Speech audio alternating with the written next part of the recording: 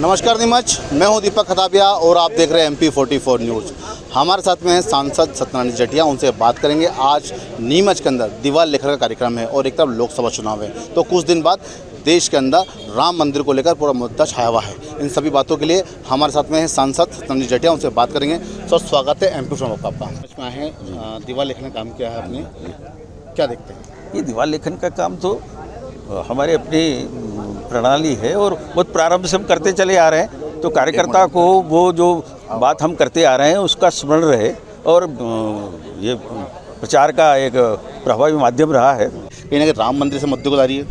देखो, हिंदुत्व को लिबाने वाला मामला नहीं था। पार्लियामेंट में जब 2 ही थे तब भी राम मंदिर था।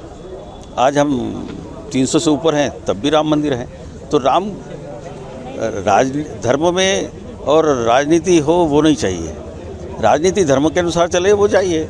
और इसलिए राम मंदिर का निर्माण तो हमारी अपनी संस्कृति की विरासत है और उसको हम कर रहे हैं। राम राज्य की बात हम करें तो राम राज्य आना चाहिए। और राम राज्य कैसा था? राम राज्य की बात अब कह रहे हैं, लेकिन देखा गया कि साधु संतों ने, कांग्रेस ने बहिष्कार किया है कि आधे अधूरे मंदिर का निर्माण हिंदुत्व की बात नहीं है, सनातन धर्म का अधिकार नहीं है। ऐसे में क्या लगता है कि भाजपा लोकसभा चुनाव को देखते हुए कुछ महीने पहले ही इस बड़े राम मंदिर को मुद्दा लेके है? देखो, ये योजनाएं कोई आज नहीं बनी।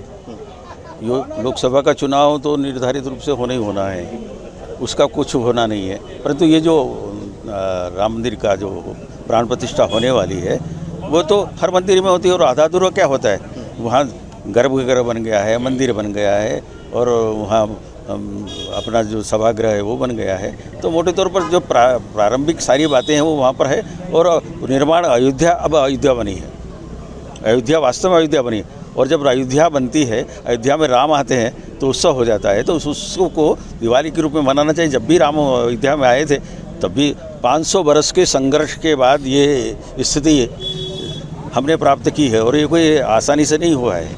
मैं भी उस राम मंदिर के आंदोलन में था और अडवाणी जी के रथ को दिल्ली से लेकर के धनबाद तक में लेकर के गया था। उस यात्रा को गुप्त रखा गया था।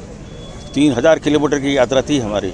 तो दिल्ली से चले थे हम हरियाणा और हरियाणा से राजस्थान, राजस्थान से पूरा मध्य प्रदेश करते हुए रायगढ़ में मेरी दिलवाली थी अपने। और वहाँ पर हम जसपुर आश्रम में हम रात में रुके थे 2 बजे जाकर के। फिर हम रांची होते हुए फिर धनबाद पहुँचे थे। इसलिए कोई ऐसा ही नहीं हो गया है। और जो लोग कह रहे हैं कि इसको नहीं बुलाया उसको नहीं बुलाया, भाई निमंत्रण देने का हमारा काम है। निमंत्रण दे दिया, कोई आए बहुत अच्छी बात, नहीं आए तो फिर कभी चले जाएंगे। विधानसभा के बाद अब लोकसभा की बारी है। क्या लगता है कि इंडिया गठबंधन कहीं ना कहीं लोकसभा चुनाव में भाजपा को रोक पाएगी? वास्तव में इंडिया गठबंधन की स्थिति आप देख रहे हैं अभी। और अभी इंडिया गठबंधन चुनाव तक जाते जाते आई अलग हो जाएगा, एन करना चाहेगा, डी का कुछ पता नहीं है, आई में रह जाएगा।